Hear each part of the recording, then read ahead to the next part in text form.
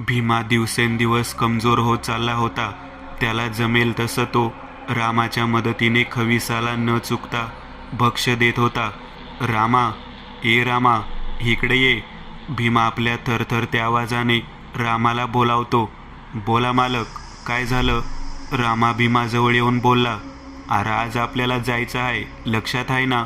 रामा भीमाला बोलला. होय मालक, लक्षात आहे माझ्या. आज अमावस्या आहे ते. बरं ठीक आहे, आज समधी कामं लवकर कर आणि ये राज्याला. आज जरा जास्त कमजोरी वाटते. होय मालक, तुम्ही जरा आराम करा म्हणजे बरं वाटेल आणि मला आवाज द्या, मी लगेच येतो. रामा भीमाला बोलून कामाला निघून गेला. आज दिवसभर भीमाला जास्त कमजोरी वाटत होती. अधूनमधून भोवळ येत होती. तरी देखील भीमाच्या लक्षात होतं की आज भक्ष्य घेऊन जायचं आहे ते. हळूहळू दिवस जात होता आणि भीमाची कमजोरी वाढत चालली होती. आता रात्र झाली. भीमा हातात काठी घेऊन तोल सावरत उठला. काय बी झालं तरी आज मला जाया लागणार. भीमा कणत स्वतःशी बडबडत होता. रामा, ए रामा, ये लवकर. भीमा वाड्याच्या पायऱ्या हळूहळू उतरत रामाला बोलावतो. चल कामाला लाग. भीमा स्वतःचा तोल सांभाळत रामाला बोलला. सवयीप्रमाणे रामा गोठ्यात जातो आणि बोकड कोयता घेऊन येतो. भीमाच्या डोळ्यासमोर अंधारी येत होती. तो स्वतःचा तोल कसाबसा तरी सांभाळत होता. रामा भीमाची अवस्था बघतो. मालक, आज नाही गेलं तर चालणार नाही का? रामा भीमाच्या काळजीपोटी बोलला. येडा झाला का रामा? आपल्याला काही केल्या जावं लागणार. भीमा रामावर जोरात ओरडत बोलला. अहो मालक, तुमची तब्येत ठीक नाही वाटत म्हणून म्हटलं. रामा पार कासावीस होऊन भीमाला बोलला. हे बघ, मी मेलो तरी बेहतर, पण आपल्याला जावंच लागणार. तू तुझं काम कर. भीमा रामाला दम देत बोलला. भीमासमोर रामाचं काही चालत नव्हतं. रामाने बोकडाला आडवा केला आणि त्याच्या छातडावर पाय ठेवला. आता रामा बोकडावर कोयता फिरवणार तेवढ्यात भीमा भोवळ येऊन जमिनीवर पडतो. रामा भीमाला पकडायला धावतो. हातातलं बोकड निसटून पळून जातं. मालक, मालक उठा मालक, काय झालं तुम्हाला? रामा रडत रडत भीमाला उठवत होता, पण भीमा शुद्ध हरपला होता. रामा भीमाला उठवायचा खूप प्रयत्न करतो, पण काही उपयोग होत नाही. शेवटी रामा भीमाला उचलून वाड्याच्या आत पलंगावर झोपतो आणि तिथेच मालकाच्या पायावर डोकं ठेवून बसतो. काही तास उलटून गेले. थोड्या वेळाने भीमाला जाग आली. उठून बघतोय तर काय, दिवस उजाडला होता. त्याच्या पायाजवळ रामा झोपला होता. भीमाने रागाने रामाला जोरात लाथ मारली. हरामखोर, मला रात्री उठवलं का नाहीस? भीमा रामावर ओरडला. मालक, मारू नका. मालक, राज्याला तुम्हासनी भोवळ आलेली आणि तुम्ही जमिनीवर पडला होता. रामा घाबरत घाबरत भीमाला बोलला. अरे नुसती भोवळ आलेली ना, मेलो नव्हतो ना मी, मग का नाही उठवलास? भीमा तावातावाने रामाला बोलला. मालक, मी उठवायचा लई प्रयत्न केला, पण तुम्ही उठला नाहीत मालक. रामा रडत रडत भीमाला सांगू लागला. आता काय होईल सांगता येणार नाही. भीमा डोक्याला हात लावून बडबडू लागला. मालक, काय झालं? रामा कळकळीने भीमाला विचारतो. अरे तो समद संपवणार, आता काही खरं नाही. भीमा रडत रडत बोलला. मालक, कोण काय करणार? रामा भीमाला बोलला. तुला सांगून काय बी फायदा नाही बघ. एक काम कर, आतमध्ये जा. आकाश आहे का व्यवस्थित ते बघ. भीमा रामाला बोलला. रामा लगबगीने आत गेला. मालक, धाकलदनी आहेत व्यवस्थित आतमध्ये. रामा बाहेर येऊन भीमाला सांगतो. भीमाच्या जीवात जीव येतो. एक लक्षात ठेव, वाड्यावर जरा जास्त लक्ष दे, खास करून आकाशवर लक्ष दे. भीमा रामाला दम देत बोलला. रामाने होकारार्थी मान डोलावली. भीमाच्या डोक्यात सारखं एकच वाक्य येत होतं. जर का भक्ष्यात खंडन होईल तर तुला दिलेलं सारं मी हिसकावून घेईल. भीमा स्वतःशी बडबड करू लागला. आता काय खरं नाही, आता काय बी होईल. वेळ जात होती आणि भीमाचा जीव अजून कासावीस होत होता. अधूनमधून रामा भीमाची आणि आकाशची चौकशी करत होता. भीमा वाड्यात विचारात येरझाऱ्या घालत होता. आता तो येणार, आता तो येणार. भीमा स्वतःशीच पुटपुटत होता. दिवस सरत चालला होता. रामा, आकाशकडं बघ जरा. भीमा रामाला दम देत बोलला. होय मालक. रामा आज जाता जाता बोलला. मालक समद ठीक आहे बघा. रामा आनंदाने भीमाला बोलला. भीमाला जरा बरं वाटलं. हळूहळू रात्र झाली. दिवसभरात कुठलीही विपरीत गोष्ट झाली नाही. आता भीमाला जरा बरं वाटत होतं. तो खवीस माझ्याशी खोटं बोलला वाटते. भीमा मनातल्या मनात स्वतःशी बोलला. जाऊन दे ना, भक्ष दिलं नाही तरी. त्यानं काय बी केलं नाही. कदाचित भक्ष भेटावं म्हणून तो मला घाबरत असेल. भीमा स्वतःची समजूत काढत होता. रामा, ए रामा, इकडे ये. भीमाने रामाला आवाज दिला. बोला मालक. रामा धावत धावत भीमाच्या पायाजवळ बसला. एक काम कर, आजची रात्र तू आकाशजवळ झोप. म्हणजे तू त्याच्या सोबत असशील आणि रात्री तुझं लक्ष राहील त्याच्यावर. भीमा रामाला बोलला. होय मालक, झोपतो म्या. रामा होकारार्थी मान डोलवत बोलला. सगळे आता झोपायची तयारी करू लागले. भीमाने वाड्याचा दरवाजा स्वतःच्या हाताने बंद केला. त्याला भलं मोठं कुलूप आणून लावले, जेणेकरून कोणी दरवाजा उघडू नये म्हणून. भीमा आता निश्चिंत होऊन झोपी गेला. थोड्या वेळात भीमा, रामा आणि आकाश गाढ झोपी गेले. रात्रीचा पहिला प्रहर चालू झाला. थंड वाऱ्याची झुळूक अधूनमधून येत होती. भयान शांतता पसरली होती. अधूनमधून कुत्री भुंकण्याचा आवाज येत होता. अचानक आकाशचे डोळे उघडले. त्याला कसला तरी आवाज येत होता. आकाशला कुठली तरी बाई हाक मारत होती. आकाश, ए बाळ आकाश, माझ्याकडे ये. आकाश आजूबाजूला बघू लागला, पण त्याला कोण दिसत नव्हतं.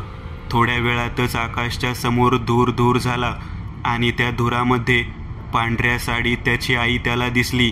त्याची आई त्याला दोन्ही हात पुढे करून बोलावत होती. आकाश आईकडे बघून मंत्रमुग्ध झाला. आई, मी येतो आई. बाबा, आई आलीये. आई, मी येतोय. आकाश पलंगावरून उठला आणि हळूहळू त्याच्या आईकडे जाऊ लागला. भीमा आणि रामाला काहीच ऐकू येत नव्हतं. ते दोघेही शांत झोपले होते. आकाश, ये बाळा माझ्याकडे ये. घाबरू नकोस, ये. आकाशची आई त्याला बोलावत होती.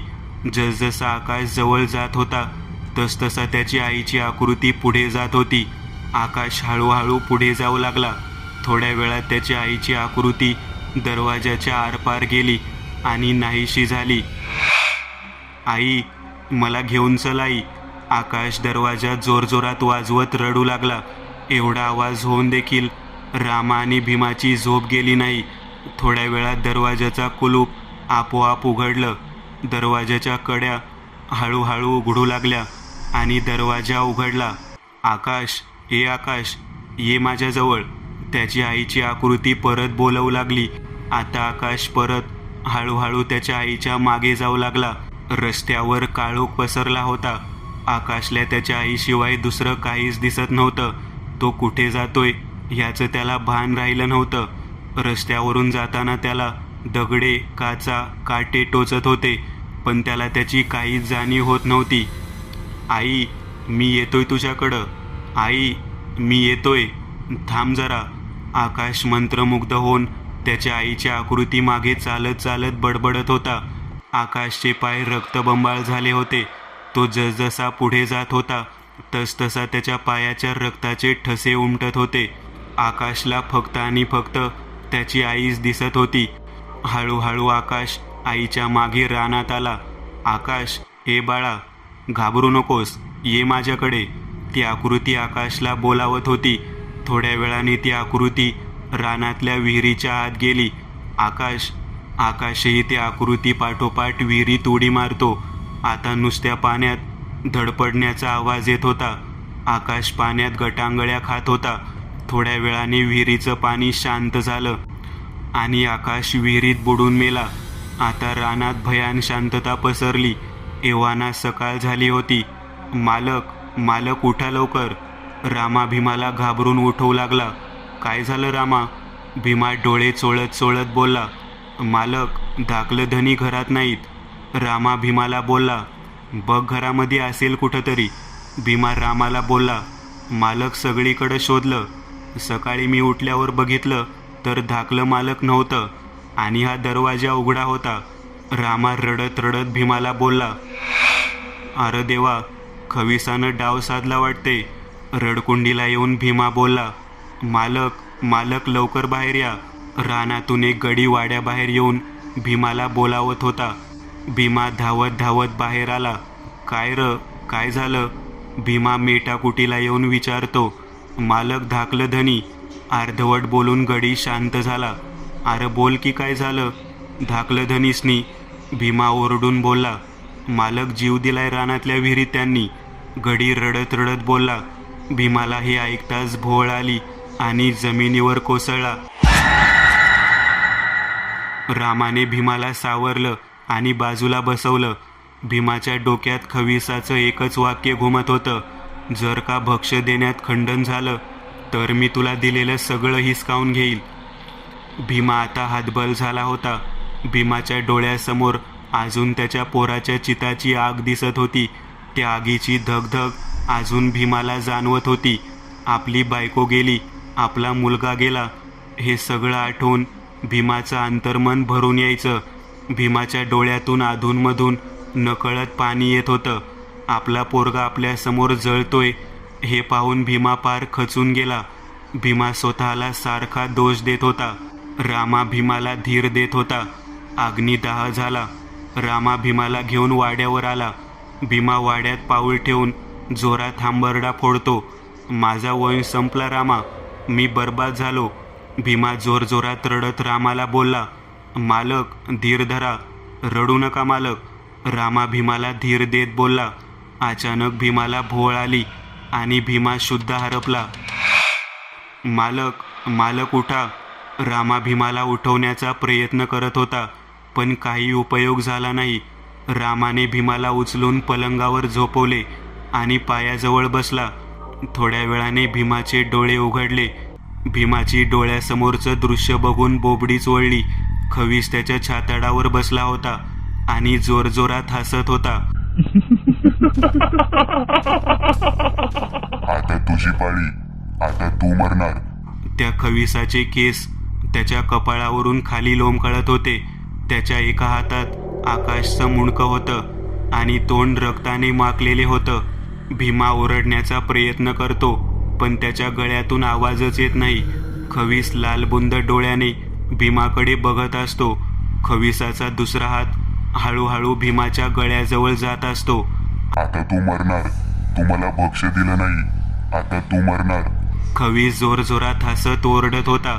मधूनच खविसाच्या तोंडातून रक्ताची लाळ भीमाच्या अंगावर पडत होती. आता खविसाबरोबर आकाशचं मुंडकं सुद्धा हसू लागलं होतं.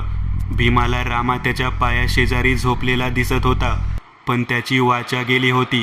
तो ओरडण्याचा खूप प्रयत्न करत होता, पण गळ्यातून आवाज येत नव्हता. भीमा जोरात हातपाय हलवायचा प्रयत्न करत होता, पण हातपाय हलत नव्हते.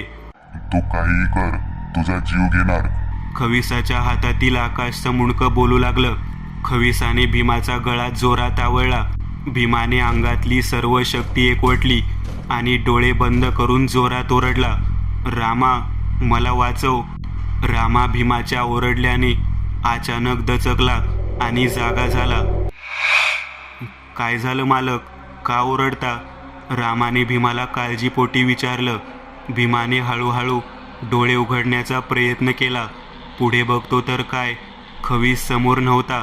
रामा, माझ्या अंगावर रक्त सांडले. भीमा अंगावरून हात फिरवत रामाशी बोलला, कुठे मालक रक्त? काय झालं तुम्हासनी? रामा भीमाला विचारू लागला. भीमाने छातीवर बघितले, रक्त नव्हतं. खरंच रामा, तो आला होता. त्याच्या हातात आकाशचं मुंडकं होतं आणि तोंडातून रक्ताची लाळ पडत होती. भीमा रामाला सांगू लागला, मालक तुम्ही वाईट स्वप्न बघितलंय वाटतंय. रामा भीमाला समजूत घालून सांगत होता.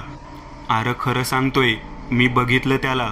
भीमा रामाला बोलला, मालक इथं कोणी बी आलं नाही, मी इथंच होतो तुमच्या पायाशी. रामा भीमाला समजून सांगत होता. आता भीमा जरा भानावर आला. त्याला कळून चुकलं की कदाचित हा त्याचा भास असेल. मालक वाईस थांबा, मी तुम्हासनी पाणी घेऊन येतो. जरा पाणी पिलं की बरं वाटल तुम्हाला. रामा भीमाला बोलून पाणी आणायला निघाला.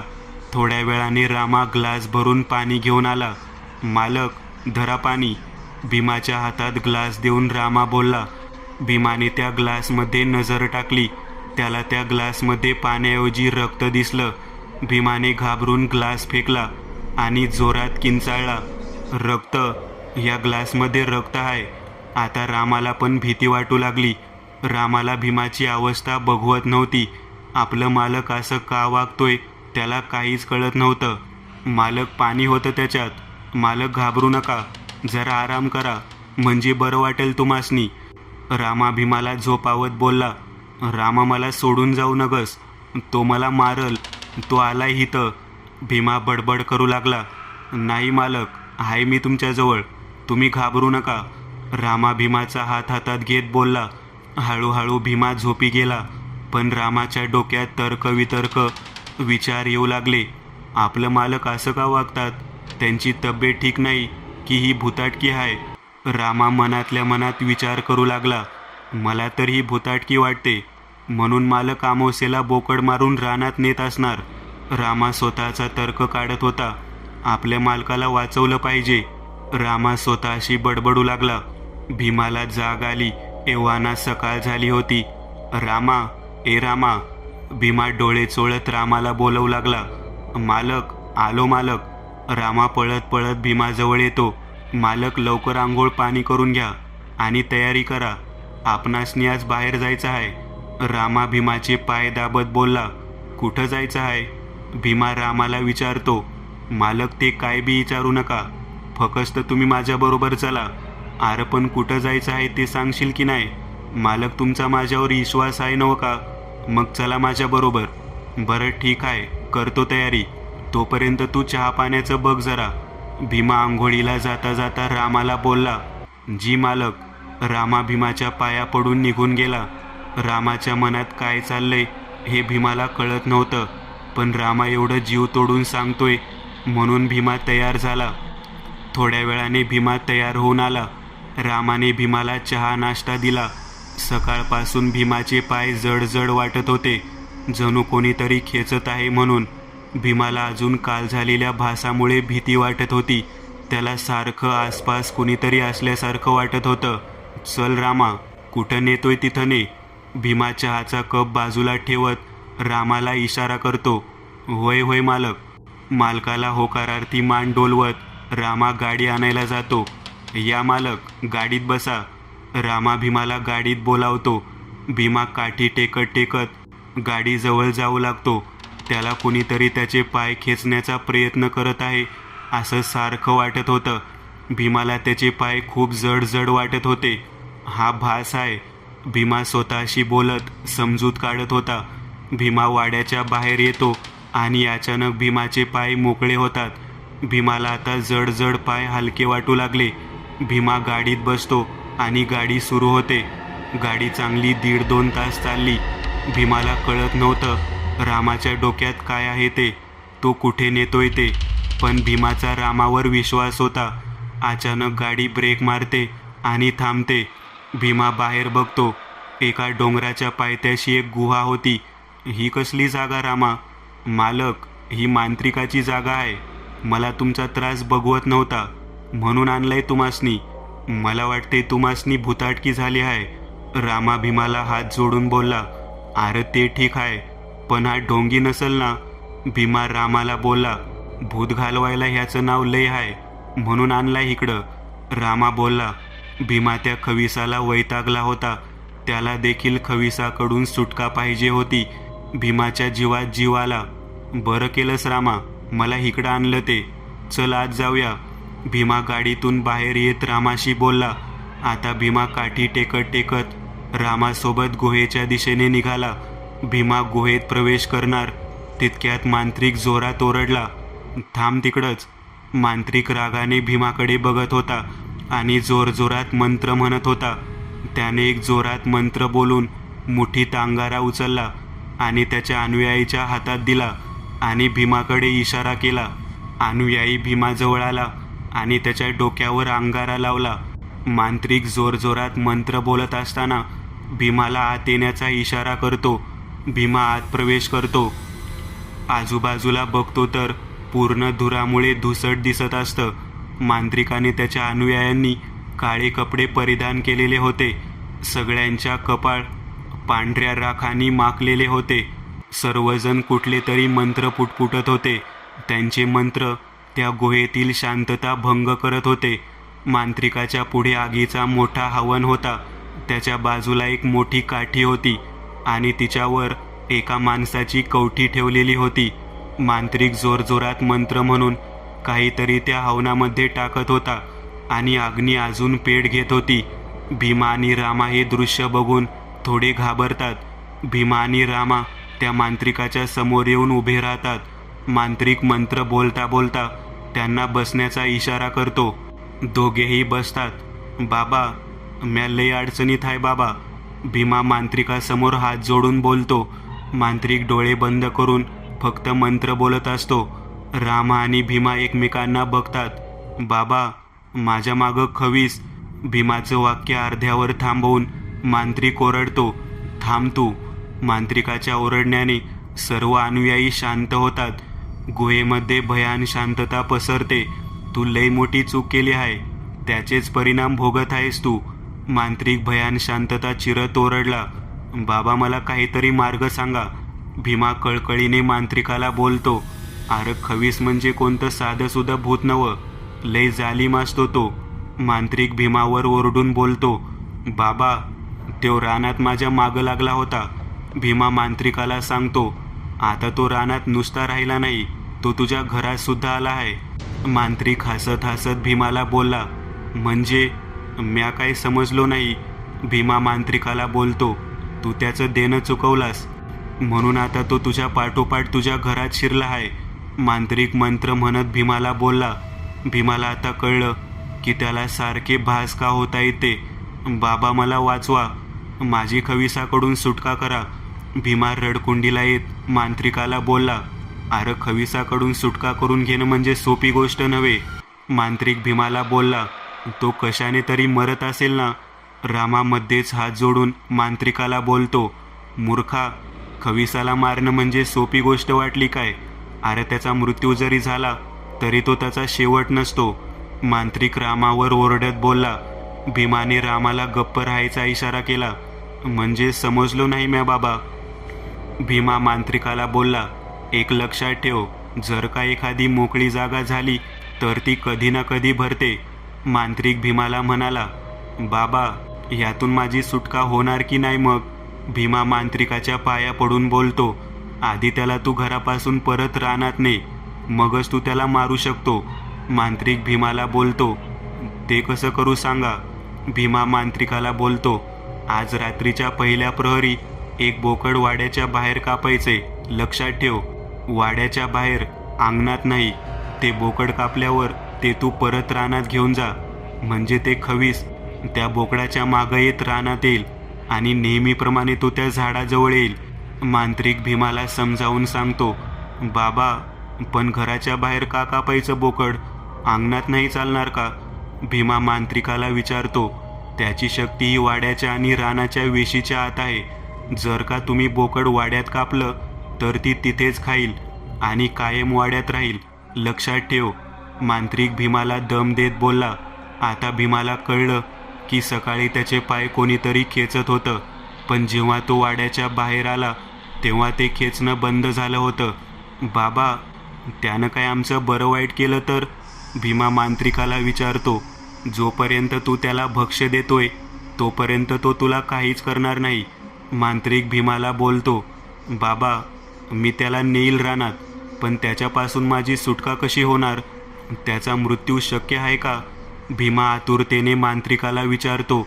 मांत्रिक डोळे बंद करतो आणि कसले तरी मंत्र पुटपुटतो आणि अचानक बोलतो, तो तुला काम पूर्ण करायला अंगारा देतो ना.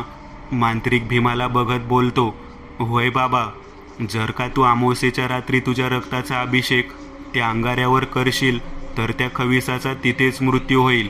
बाबा पण मी हे करत असताना तो मला हे करून देईल का. एक लक्षात ठेव, त्या खविसाचं कायम तुझ्यावर लक्ष असणार.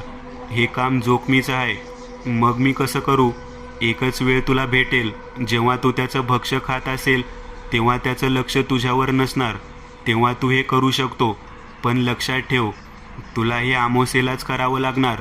मांत्रिक भीमाला समजावून सांगतो. भीमाला आता कळलं, खविसाला भक्ष्य दिल्यानंतर तो भीमाला का थांबवून देत नव्हता ते. बाबा पण भक्ष्य खाताना तो मला थांबवून देईल का? तो तुझा प्रश्न आहे. तूच काहीतरी करून तिथं थांबला पाहिजे. मी तुला त्याबद्दल काही सांगू शकत नाही. मांत्रिक भीमाला दम देत बोलला. बाबा, मला फक्त एक सांगा, मी जेव्हा घराबाहेर बोकड कापून रानात नेणार तेव्हा खवीस माझ्या मागं येतोय हे मला कसं कळणार? भीमा मांत्रिकाला विचारतो. मांत्रिक जोरात मंत्र पुटपुटतो. हवनामध्ये काहीतरी टाकतो. आग अचानक जोरात पेट घेते. मांत्रिक त्या धगधगत्या हवनामध्ये हात घालतो आणि राग बाहेर काढतो. भीमा आणि रामा समोरचं दृश्य बघून हैराण होतात. मांत्रिकाच्या हाताला आगीचा काहीच परिणाम होत नाही. ही धर राग. जेव्हा तू बोकड मारून रानात नेत असणार तेव्हा ही राग तुझ्या खिशात ठेव, म्हणजे तुला खवीस तुझ्या मागे येताना दिसल. मांत्रिक जोरजोरात हसत बोलतो. ठीक आहे बाबा. भीमा मांत्रिकाच्या पाया पडून उठतो. भीमा खिशातली 100 रुपयाची नोट काढून मांत्रिकासमोर ठेवतो. अचानक मांत्रिक ओरडतो. उचल ती नोट, लवकर उचल. ही नोट तुझी नाही, त्या खविसाची आहे. ही त्यानेच तुला दिली आहे. मला नको त्याचं काही. लगेच ती नोट उचलतो आणि गुहेतून बाहेर येतो. आता भीमाचा आत्मविश्वास वाढला होता. त्याला खविसापासून सुटका कशी करायची ह्याचा मार्ग सापडला होता. आता भीमाला फक्त एकच काम करायचं होतं. खविसाला घरातून परत रानात न्यायचं होतं आणि अमावास्येची वाट बघायची होती. भीमा आनंदाने वाड्यावर निघाला. गाडी वाड्यासमोर येऊन थांबते. एव्हाना रात्र झालेली असते. रामा, चल लवकर, आपल्याकडे वेळ कमी आहे. आण जा बोकड आणि कोयता वाड्याच्या बाहेर. भीमा गाडीतून उतरताना रामाला बोलला. जी मालक. रामा गोट्याकडे जाता जाता बोलला. भीमाने मांत्रिकाने दिलेली राख खिशात टाकली आणि आजूबाजूला बघू लागला. वाड्याच्या गेटच्या आत एक पांढरी आकृती भीमाला दिसली. तो खवीस होता.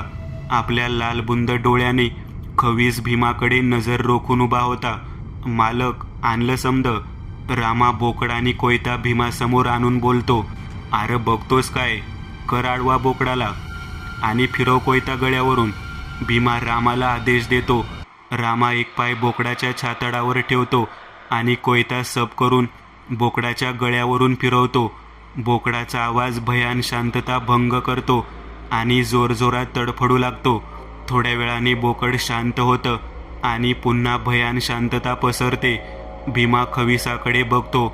खविसाची नजर बोकडावर असते. त्याच्या तोंडातून लाळ पडत असते. रामा, उचल बोकडाला आणि चल रानात.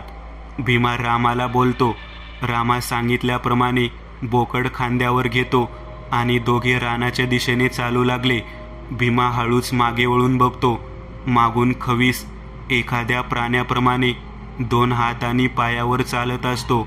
बोकडाने खविसाची नजर रोखून धरली होती. त्याच्या तोंडातून लाल रंगाची लाळ टपकत होती. त्याचे केस जमिनीवर लोळत होते. त्याचे मुंडकं मध्येच गोल गोल फिरत होतं. अधूनमधून तो रामा आणि भीमाच्या अवतीभोवती गोल फिरत होता. भीमाला खूप भीती वाटत होती, पण त्याला हे काम करणे गरजेचे होते. भीमा आणि रामा सपासप वाट तुडवत होते. थोड्या वेळात दोघे रानाच्या वेशीपर्यंत पोहोचतात. भीमा मागे वळून बघतो. खवीस पण त्यांच्या सोबत आलेला असतो. भीमा रामाला तिथेच थांबण्याचा इशारा करतो. रामा खांद्यावरचं बोकड खाली ठेवतो. आता भीमा आपल्या पूर्ण ताकदीने ते बोकड खेचत खेचत पिंपळाच्या झाडाजवळ आणतो. खवीस भीमाच्या मागे मागे येत असतो. भीमा पिंपळाच्या झाडाखाली येतो. तिथे असलेला अंगारा डोक्याला लावतो आणि जोरजोरात ओरडतो. ए खवीस, इकडे ये, तुला भक्ष्य आणलं आहे. भीमा मागे वळून बघतो. त्याला खवीस दिसत नाही. भीमा आजूबाजूला शोधतो. तेव्हा त्याची नजर बोकडावर जाते. खवीस एखाद्या भुकेल्या प्राण्याप्रमाणे बोकडाच्या अवतीभोवती फिरत असतो. शेवटी तू आलास. खवीस बोकडाच्या अवतीभोवती फिरता फिरता जोरजोरात हसत बोलतो. होय, मी आणले भक्ष्य तुझ्यासाठी, पण तू माझ्याशी लय वाईट केलंस. भीमा खविसाला बोलतो. हे शब्द ऐकताच खविसाचं मुंडकं धडापासून वेगळं होतं आणि भीमाच्या चेहऱ्यासमोर येतं आणि त्याचं धड तिथेच बोकडाजवळ गिरट्या मारत असतं. मी काय केलं तुला? खवीस रागाने भीमाकडे बघून बोलतो. तू माझ्या बायकोला मारलंस आणि आता माझ्या पोराला पण मारलंस. तू असं का केलंस? भीमा रडक्या आवाजाने खविसाला बोलतो. तुझ्या बायकोचा मृत्यू तुझ्या हव्यासापोटी गेला. आता खविसाचं मुंडकं एकदा भीमाकडे येत होतं आणि एकदा बोकडाकडे जात होतं. अरे पण माझ्या पोराने तुझं काय वाकडं केलेलं? भीमा कळकळीने खविसाला बोलला. तुझ्या पोराचा जीव तुझ्यामुळेच गेलाय. मी तुला आधीच सांगितलेलं, जर का तू भक्ष देण्यात खंडन करशील तर मी तुला दिलेलं सगळं हिसकावून घेईल. आणि हो, तुझ्या पोराचा जीव मीच तुला दिलेला म्हणून तो मी हिसकावून घेतला. खवीस जोरजोरात हसत बोलला. भीमाला खविसाचा खूप राग आलेला. तुला सांभाळून मला खूप पश्चाताप झाला. अरे तुझ्यामुळे माझा सुखी संसार गमावून बसलो. भीमा रडत रडत खविसाला बोलला. तुला तुझ्या हावने बुडविला. खवीस जोरजोरात किंचाळत बोलला. होय, मला माहीत आहे की मी हाव केली, पण ती दिली कोणी? तूच ह्या गोष्टीला जबाबदार आहे. तूच माझ्या आयुष्याचं वाटोळं केलंस. तूच मला नरकात नेलंस. भीमा जोरजोरात ओरडत खविसाला बोलला. खविसाचं मुंडकं नसलेलं धड उडतं आणि भीमाकडे चालत येतं. खविसाचं मुंडकं आता भीमाच्या अवतीभोवती घिरट्या घालू लागलं. गुरगुरण्याचा आवाज वाढू लागला. खवीस रागाने भीमाकडे बघू लागला. खविसाचे दोन्ही हात भीमाला उचलतात. भीमा आता हवेत तरंगतो. तुझं आयुष्य तूच लिहिलं आहे. तुला जे पाहिजे होतं तेच तू मला मागितलं आणि मी तुला ते दिलं आणि या परिस्थितीला तूच जबाबदार आहेस. खवीस जोरजोरात हसत भीमाला फेकून देतो. आता तू निघ, नाहीतर मी तुलाच माझा भक्ष करेल. खवीस भीमाला दम देत जोरजोरात हसतो. भीमा स्वतःला सावरत उभा राहतो आणि खविसाकडे रागाने पाहतो. भीमाला माहीत होतं तो आता काहीच करू शकत नव्हता. त्याला अमावस्यापर्यंत थांबावं लागणार होतं. भीमा काठी टेकत टेकत रानाच्या वेशीपर्यंत येतो आणि मागे वळून बघतो तर खवीस भुकेल्या जनावराप्रमाणे बोकडाचे लचके तोडत असतो. रामा भीमाला आधार देतो आणि घरी निघून जातो. भीमा आता दिवस मोजत राहिला होता. भीमाला खविसाचा सूड घ्यायचा होता. दिवसामागून दिवस जात होते. भीमाचा खविसावरचा संताप वाढत चालला होता. काहीही केल्या या अमावस्येला खविसाचा अंत करायचा असा भीमाने निर्धार केला होता. भीमाच्या डोळ्यात सुडाची धगधगती आग स्पष्ट दिसत होती. भीमाचे हात खविसाला मारायला शिवशिवत होते, पण मांत्रिकाने सांगितल्याप्रमाणे भक्षक हात असताना आपण तिथे कसं उभं राहणार याचा भीमा विचार करू लागला. शेवटी अमावस्येची ती काळ रात्र आली. भीमाच्या अंगात 10 हत्तीचं बळ संचारलं होतं. रामा, ये रामा, लवकर ये. भीमा अंगणातल्या पाळण्यावर बसून रामाला हाक मारतो. बोला मालक. रामा धावत धावत भीमाच्या पुढे येऊन बसतो. रामा, आजची रात्र त्या खविसाची शेवटची रात्र असेल. भीमा रामाला सांगतो. होय मालक, पण भीमा रामाचं बोलणं मध्येच थांबवतो. पण काय रामा? भीमा रामावर ओरडतो. मालक, तुमचं काही बरं वाईट झालं तर माझं काय होणार? रामा भीमाच्या पायावर डोकं ठेवून रडत रडत बोलला. भीमाने रामाला उठवलं. रडू नगस रामा, मला काय बी होणार नाही. पण जर का मला काही झालं तर तू ती झोपडी सोडून या वाड्यात राहायला ये आणि माझं जे काही आहे ते तू सांभाळ. भीमा रामाला समजावून सांगत होता. नका मालक असं अभद्र बोलू. पाहिजे तर मी जातो त्याला मारायला, पण तुम्ही मला पाहिजे. माझं काय बी होऊन दे, पण तुम्ही मात्र असला पाहिजे. रामा रडत रडत हात जोडून भीमाला बोलला. हे बघ, हा खेळ मी सुरू केलाय आणि हा मीच संपवणार. भीमा रामाच्या डोक्यावरून हात फिरवत बोलला. उठ बघू आणि घेऊन ये गोठ्यातले बोकड आणि कोयता. भीमा रामाला उठवत बोलला. रामाने डोळे पुसले आणि गोठ्याकडे निघाला. मालक, आणलं समद. रामा बोकड आणि कोयता घेऊन भीमाला बोलला. मार त्या बोकडाला, आपल्याला उशीर होईल, कर लवकर. भीमा रामाला आदेश देतो. रामा बोकडाच्या छातडावर पाय ठेवतो आणि वार करण्यासाठी बोकडाच्या गळ्यावर कोयता ठेवतो, पण त्याचे हात थरथर कापत असतात. मालक, नाही होणार आज माझ्याकडून हे. रामा कोयता बाजूला करून भीमाला बोलतो. रामा, एक लक्षात ठेव, तू माझ्या मुलासारखा आहे, किंबहुना मी तुला माझा मुलगाच मानतो. एवढं केलंय तू माझ्यासाठी, आज हे शेवटचं कर. असं समज तुझा बाप तुला हे करायला सांगतो. भीमा रामासमोर हात जोडून बोलतो, मालक नका हात जोडू, म्या करतो हे सगळं. रामा भीमाचे हात पकडून रडत रडत बोलतो. आता रामा हिंमत आणतो आणि बोकडाला एका वारामध्ये गार करतो. रामा उचल ते बोकड आणि चल रानात. भीमा रामाला बोलतो. रामा सांगितल्याप्रमाणे बोकड खांद्यावर टाकतो आणि दोघेही रानाच्या दिशेने जाऊ लागतात. भीमा चालता चालता फक्त एकच विचार करत असतो की खवीस भक्ष्य खात असताना तो तिथे कसा उभा राहील. मांत्रिकाने त्याला सांगितलेलं, जेव्हा खवीसाचं लक्ष नसेल तेव्हाच रक्ताचा अभिषेक त्या अंगाऱ्यावर करू शकतो. भीमा विचार करता करता रानाच्या वेशीवर येतो. भीमा रामाला थांबवण्याचा इशारा करतो. रामा खांद्यावरचं बोकड खाली ठेवतो. भीमा रामाकडे बघतो. रामा काळजी घे. डोळ्यातून अश्रू येत भीमा रामाला बोलतो. रामा भीमाला बिलगतो. दोघेही रडू लागतात. बरं आता मला जाऊन दे. भीमा रामाला बोलून बोकड आत खेचत जातो. रामा भीमाला बघत रडत बसतो वेशीवर.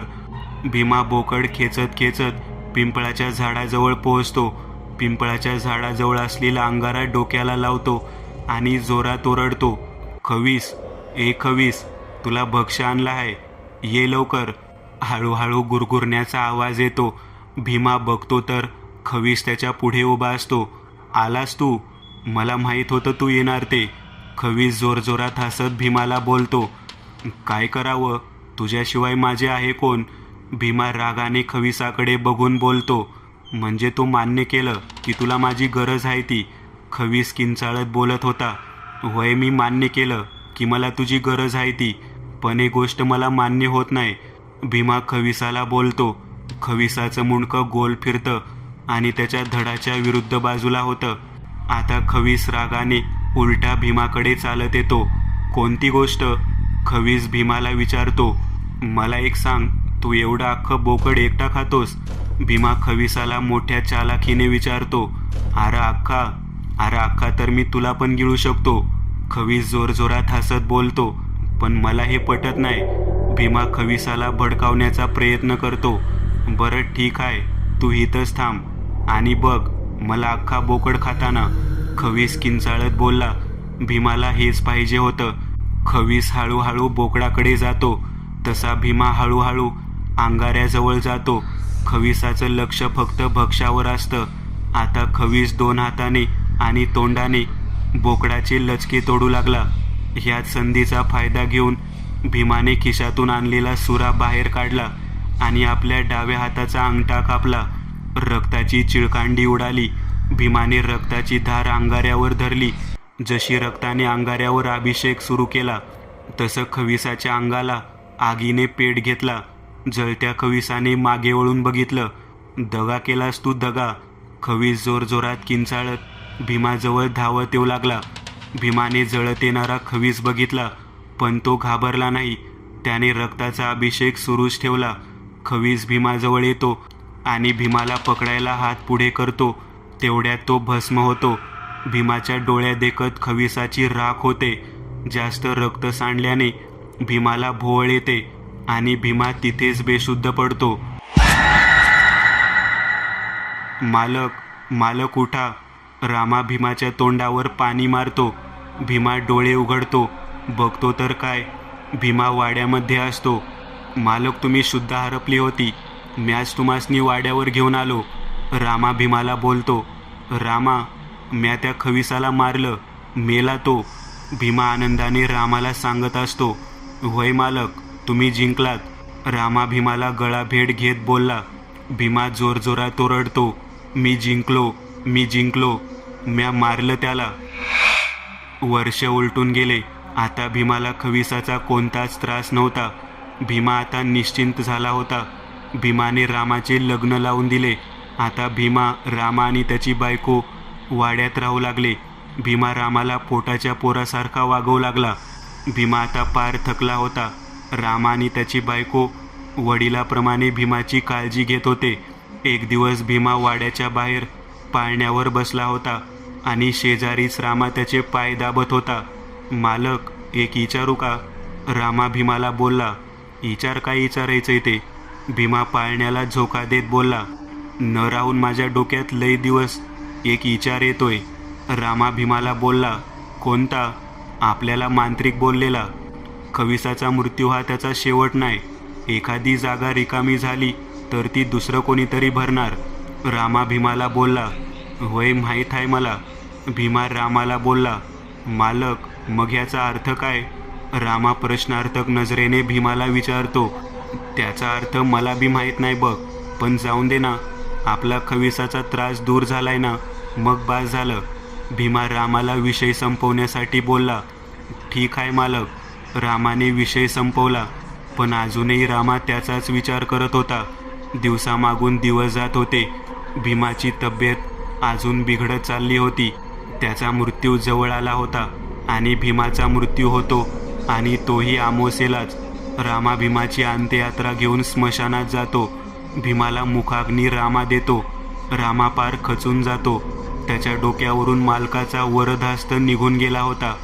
सर्व मंडळी प्रेताला अग्नी देऊन जातात. फक्त रामाच स्मशानात थांबला होता. थोडा वेळ रामा तिथे थांबला. एव्हाना रात्र झाली होती. रामा आता घराच्या दिशेने जाऊ लागला. घराच्या दिशेने जात असताना रानातून जावं लागत होतं. रामा वाट तुडवीत रानापर्यंत पोहोचला. त्याने पिंपळाच्या झाडाला बघितले. त्याला मालकाची आठवण झाली. त्याच्यासमोर सगळा भूतकाळ उभा राहिला. रामाच्या डोळ्यातून अश्रू वाहू लागले. आता रामा रानातून बाहेर येऊ लागला. रामा वेशीपर्यंत पोहोचताच त्याला मागून आवाज येतो. भूक लागलीये मला. रामा घाबरून मागे वळून बघतो आणि विचारतो, कोण आहे रे तिकडं? समोरून जोरात किंचाळी येते. म्या खवीस, भूक लागलीये मला. रामा अचंबित होतो आणि मांत्रिकाचे वाक्य कानात वाजू लागतात. एखादी रिकामी जागा झाली तर कोणीतरी दुसरा ती रिकामी जागा भरतो. मित्रांनो, आज पुरतं एवढंच. तुम्हाला जर काही गोष्ट आवडली असेल तर नक्की लाईक करा. तुमच्यापैकी बरेचसे जण व्हिडिओ लाईक न करताच पळून जातात, पण हा जर व्हिडिओ तुम्ही लाईक केला तर मला जरा बरं वाटेल आणि असेच भारी भारी व्हिडिओ बनवायची माझ्यात एनर्जी येईल. त्यामुळे नक्की लाईक करा. आणि अजूनही कोणी या चॅनलला सबस्क्राईब केलेलं नसाल तर लगेच सबस्क्राईब करून टाका. आणि बाजूची घंटी ती मात्र दाबायला विसरू नका.